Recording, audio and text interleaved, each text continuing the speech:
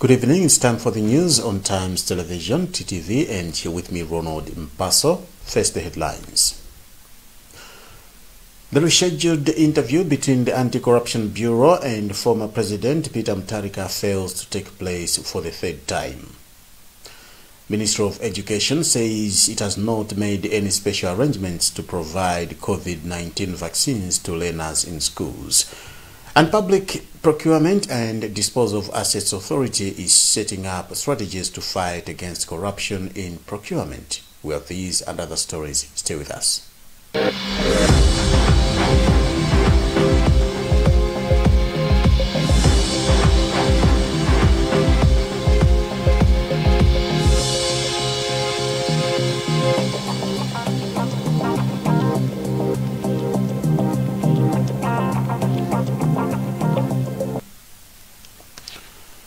In our first story, the rescheduled interview between Anti-Corruption Bureau and former President Peter Mutharika on alleged abuse of his taxpayer identification number when he was in government has failed to take place for the third time in a row. The meeting was initially rescheduled for July 20, but then moved to Tuesday, July 27, and then today. Jameson Chauluka has a report. Both ACB spokesperson Egrida Ndala and Mutharika's lawyer Samuel Tembenu confirmed the development, saying there was no new date for the meeting. Ndala had earlier on Wednesday said Mutharika had communicated that he was unwell and that was being checked by his doctors. Rejecting the interview on Tuesday, Mutharika said the interview was political witch hunt. He said he needed to know the offences he is facing before he can be interviewed by the Bureau. Commenting on the antics being played by Mutharika, his lawyer Samuel Tembenu said Mutharika is not hiding anything, but wants the ACB to come out straightforward with what they have against him. And President Lazarus Chakwera's executive assistant, who doubles as Director of Communication for State House, Sean Kampondeni, says Brian Banda remains the President's press secretary presently. Kampondeni told Times from England, United Kingdom, that Brian Banda remains in the State House press office. Kampondeni was reacting to earlier reports that Banda had been removed from his position and that he will be heading to China for a 4-month training course. Banda himself had earlier on confirmed to reports that he will be going for training in China, but was not sure whether he will retain his position on with the high numbers of back into the country. The Ministry of Education says it has not made any special arrangements to provide COVID-19 vaccines to learners in schools. Spokesperson for the ministry, Chikonde Chimala, says they have not made any decision because vaccination is not compulsory. Blessings Mpinganjira has a report. With the high numbers of COVID-19 cases, the Ministry of Education says it has not made any special arrangements for learners to get vaccines. Chimala says his ministry may take the vaccine to schools if advised by the Ministry of Health. Just to say that as per advice from the Ministry of Health and your public health experts, the issue of vaccine, it is a personal choice. So while people are encouraged to get vaccinated, the ministry has not set maybe a particular program for schools, say maybe schools will be closed or maybe on such a day all students should be released to get vaccinated. But knowing that it is a personal choice that each and every individual is making over 18 years of age, what the ministry has done is to confirm with all head teachers and all managers of education institutions to make the provision that if need be that for students want to take leave to go to get vaccinated, should be allowed to go and get vaccinated. Last week, Teachers Union of Malawi said it will complain to the Malawi Congress of Trade Unions on the government's negligence to provide the teachers and learners with personal protective equipment. TUM President Willie Malimba said government's delay in providing them with PPEs is exposing schools to COVID-19. Last week, government received 192,000 jabs of AstraZeneca. President Lazarus Chakwera says the Tonse Alliance administration has created 300,000 jobs for Malawians since taking over government. The president was speaking in an interview with the BBC. He, however, said at least 600,000 Malawians have lost their jobs due to the COVID pandemic-related economic challenges. The Malawi leader is in the United Kingdom for the 2021 Global Education Summit. Gary Samati has a report. President Lazarus Chakwera told BBC's Sarah Montague that Malawi has faced challenges due to the COVID pandemic. He says this led to the loss of 600,000 jobs, despite the Tonse Alliance's promise to create 1 million jobs. Chakwera, however, said the government nevertheless managed to create 300,000 jobs. The 600,000 that lost their jobs compared to the 300,000 that were able to be employed, that was going to be possible in an ideal situation. Okay. So what I'm saying to you... So the net is what? The net is how many job losses? Job losses? It's 600... So you promised 1 million jobs, right, and the country has lost 600,000. Yes. And what we are able to do now with all of those that have wages, earnable income, through the provision of loans, through the provision of cash transfers. Employers Consultative Association of Malawi places the number of people who have lost their jobs because of the pandemic at 680,000. But ECAM Executive Director George Kaki, however, says the organization cannot quantify the number of jobs the government has created. It is true that the economy has lost practically 80,000 jobs. In fact, the figures that he has mentioned, he got them from ECAM because we did a study which showed that the COVID-19 pandemic will still exist up to March this year. 680,000 jobs will be lost in the economy. So that figure is right because there was a study that was done by ECAM on that one. As to the number of jobs created, I think our only problem is that we do not have a mechanism for collecting data on jobs created in the country. Chakwera is in the UK, where he is attending a global education summit. Meanwhile, Civil Society Education Coalition has called for more investment to be made in the education sector if President Lazarus Chakwera's pledge at the Global Education Summit is to become a reality. The coalition cautions the government in a statement ahead of the 2021 Global Education Summit and replenishment campaign. Matthews Kasanda has this report. In the statement signed by CSEC Executive Director Benedicto Kondowe and the board chairperson Limbani Nsapato, while commending Malawi's government's participation in this year's Global Partnership for Education Replenishment Summit, CSEC argues that replenishment goes beyond the summit. The coalition says Chakwera is expected to pronounce Malawi's domestic financing commitment to the education sector, with over 20% of public expenditure being allocated to education. However, Kondowe and Nsapato says the pledge will mean nothing if government does not take extra steps to translate the same in the national budget. For example, the two say although the education sector was allocated the lion's share in the 2021-2022 national budget, due to deficits in investments, the share is only 50% of the national education sector investment plan. Nsapato explains. There is need for government to ensure that the next budget reflects that commitment. So government should allocate at least 20% of the national budget to education. And that budget should go to tackle areas that are critical to promote quality as well as access. So, for example, we need more resources for teacher recruitment, but also to improve the conditions of service for teachers. The Ministry of Education was not immediately available to comment on the CSEC observations. Public Procurement and Disposal of Assets Authority says it is setting up strategies that would help in the fight against corruption in procurement and asset disposal in government departments.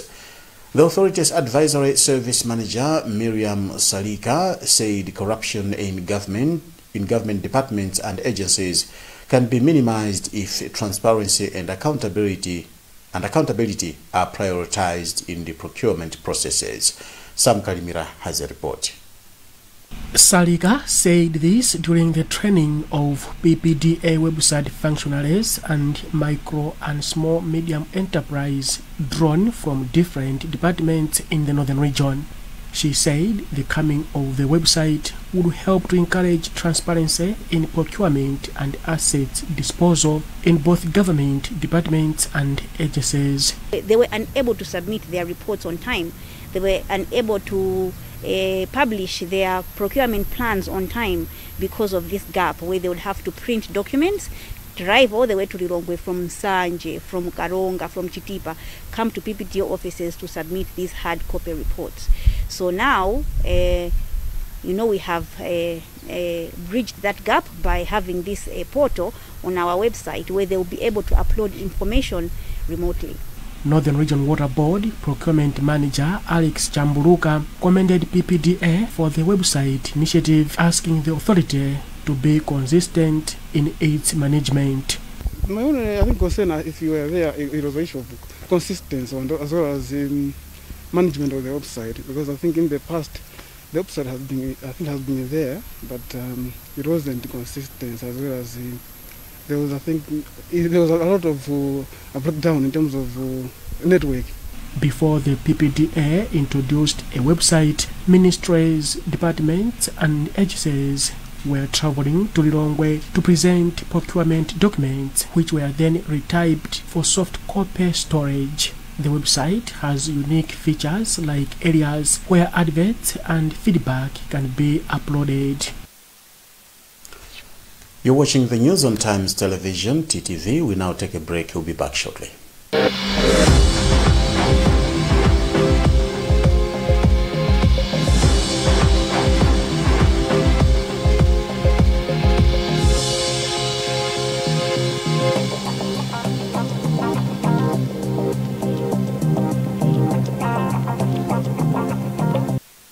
Like every mom, you want the best for your child. Happy birthday.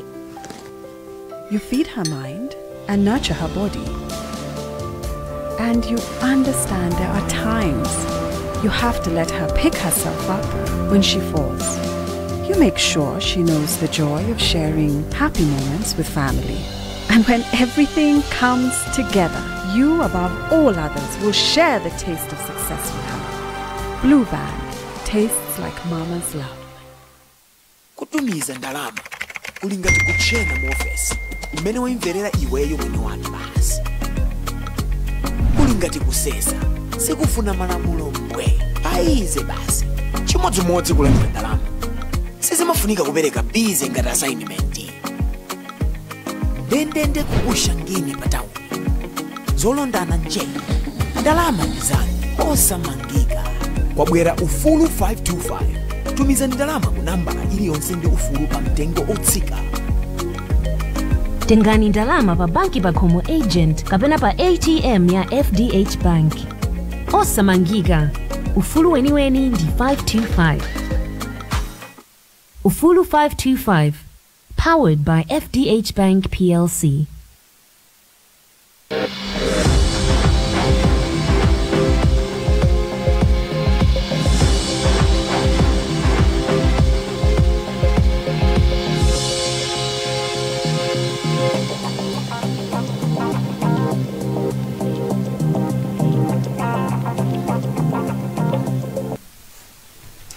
Welcome back. Director of Energy Cassius Chirambo says a loan of $10 million, which is about 8.5 billion kwacha, From the African Development Bank, who complement the current Malawi Energy Access Project and the Access to Clean Renewable Energy projects, Malawi has made strides in efforts to secure the loan which will support the promotion of local electricity generation projects by communities. Sam Kalimira has a report from Zuzu. Chiwambo said the hunt for the resources comes in following complaints from a number of community hydropower innovators whose projects stalled due to funding constraints. One of them is a 200 million Nchezi community hydroelectric power project located in Nkatabe district. Proprietor of the project, Hastings Mkandawire, said once the project is completed, it would connect 240 houses, 3 primary schools and 1 maize mill. At the moment, I will point out that the main limitation for us to complete our dream is lack of financial resources. We do not have some funds at the moment to complete the project that we have started. But we are very thankful to UNDP JEPSMO grants for their initial support that assisted us to start the initial construction work. But Chiwambo said the 1,000 megawatt which President Lazarus Chakwera pledged to be generated within a 4-year period can be achieved if the government works with main hydropower innovators. Even though we haven't concluded yet, as a ministry, we have managed to register about 10 million US dollars from the African Development Bank. And in our discussion, early discussion, we are targeting that this money should be channeled toward supporting these projects, especially the main hydros within the country. Meanwhile, Kasangazi main hydropower innovator Koradi Mkosi from Mzimba said his power station connects 28 houses with electricity but could supply over 900 houses if the station is improved. Minister of Energy Newton Kambala, who recently visited the system, said as an engineer he has observed that Kasangazi main hydropower is able to generate 30 kilowatts. Malawi has only 11% of its people connected to the ESCOM grid. Tourism, Culture and Wildlife Minister Michael Osi says his ministry will review all national parks concessions to accommodate local people. Osi was speaking today during a press briefing in Lilongwe on Peace Parks Foundation and its support to conservation in Malawi. Helen Pindani compiled this report, read by Matthews Kasanda. Osi says there are areas which need to be improved to help Malawians benefit from the national parks. The minister has therefore pleaded with investors to pay attention to agreements which they have made to the Department of the National Parks and Wildlife. So the question that we want to respond, and it should be in the affirmative, how much are Malawians benefiting from the concessions?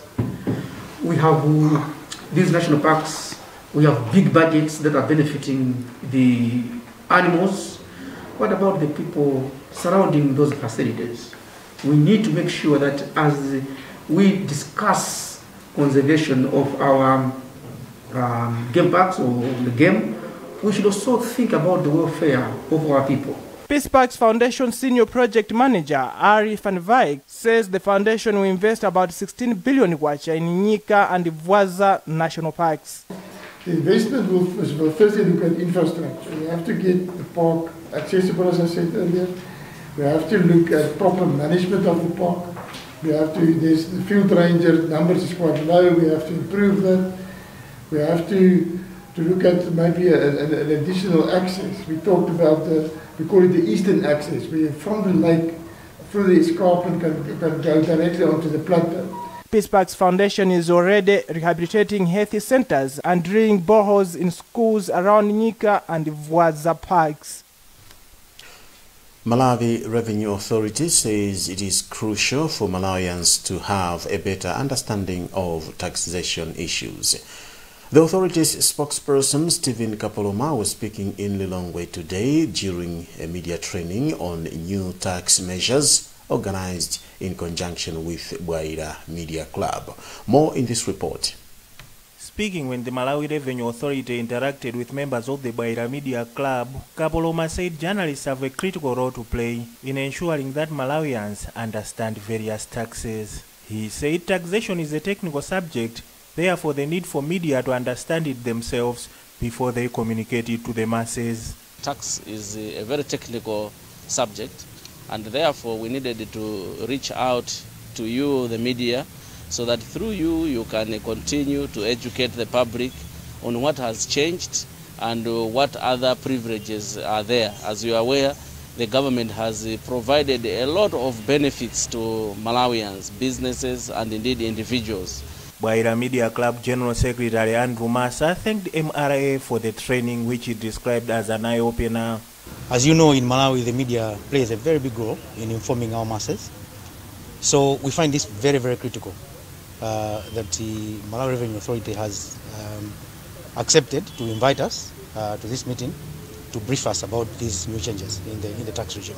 About 30 journalists from various media houses in the central region attended the media training. Youth Wave organization has called for more investment in the youth to help the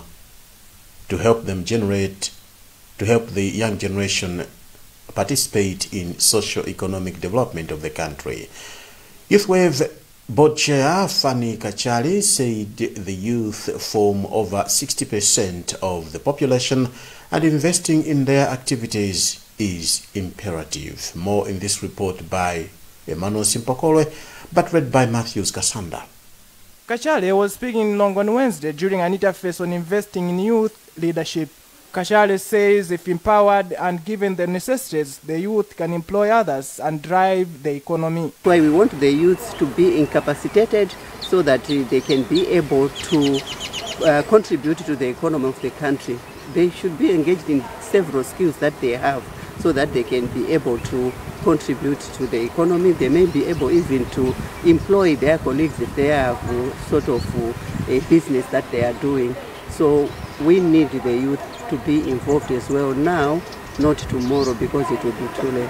Trocare Country Director Janet Wishnan says young people play a crucial role through their innovations and skills. Wishnan has commended the government for recognizing the youth in the new vision of 2063 development agenda as one of the resourceful parts of the country. And we're really commending also the government of Malawi because in the new vision for Malawi 2063, the government of Malawi also recognizes youth as one of the most resourceful parts of Malawi that can help build its development. One of the young people who presented the report on what the youth want, Godfrey Malango, says the youth can bring impact in the development of the country if fully involved. The goal of the interface was to increase youth-led NGOs, funding opportunities, partnerships and collaborations with the donor community in Malawi. To international news now, some Nigerian companies are using coconut and palm shells to make charcoal briquettes in an effort to slow ongoing deforestation. Nigeria banned charcoal exports after a World Bank report showed that the country lost nearly half of its forest cover in just a decade. Timothy Obiezu reports from Kuje, Nigeria. Sorting through coconut shells before they are thrown into a burning pot. Nothing goes to waste at this coconut processing facility outside Abuja. Owner Emeka Ugweje says it all began 10 years ago. We began thinking it was to say, okay, let our waste become the necessary energy to make fire. And this is where we have come. The result is rich in carbon content, a prerequisite for fuel. It is cooled, ground, and manually molded into briquettes. We intend to introduce several types of machines. Few amongst them is the molder, the cutter, and the drying system, a dehydrator that will bring these briquettes into a more solid form. Ugweje's company, which makes products made from coconut, is one of many in Nigeria using coconut briquettes as fuel instead of wood charcoal. Experts say Nigeria's huge charcoal market causes major environmental repercussions. The country lost nearly half of its forest cover between 2007 and 2017 because of the charcoal trade, according to a World Bank report. The report predicted Nigeria's forests could totally disappear by 2047. Conservationist David Michael Terungwa, who founded the Global Initiative for Food Security and Ecosystem Preservation, says a lack of compliance with Nigeria's charcoal export ban is to blame for continued deforestation. There is a lack of political will to end this practice in Nigeria. For the World Bank report of 2017, it is in our acts, the NESRA Acts of 2014, banning the production and export of charcoal in Nigeria. But I think the issue is compliance and compliance monitoring and enforcement by the regulatory agency. Nigerian authorities have been encouraging tree planting to replace decimated forests. But experts say in the absence of adequate policing, Nigerians must make a conscious effort to use other alternatives to tree-derived charcoal for fuel. Timothy Obiezu for VOA News, Abuja, Nigeria.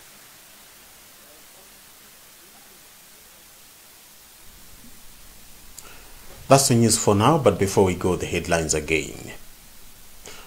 The rescheduled interview between the Anti-Corruption Bureau and former President Peter Mutharika fails to take place for the third time. Ministry of Education says it has not made any special arrangements to provide COVID-19 vaccines to learners in schools. And Public Procurement and Disposal of Assets Authority is setting up strategies to fight against corruption in procurement. Remember, you can get more on these and other stories by visiting our website www.times.mw, liking our Facebook page Times 360 Malawi, and following us on Twitter at Times 360 Malawi. Remember to wash your hands regularly, observe social and physical distance, and mask up. Stay safe. You've been with me, Ronald Mpaso. Have a lovely night.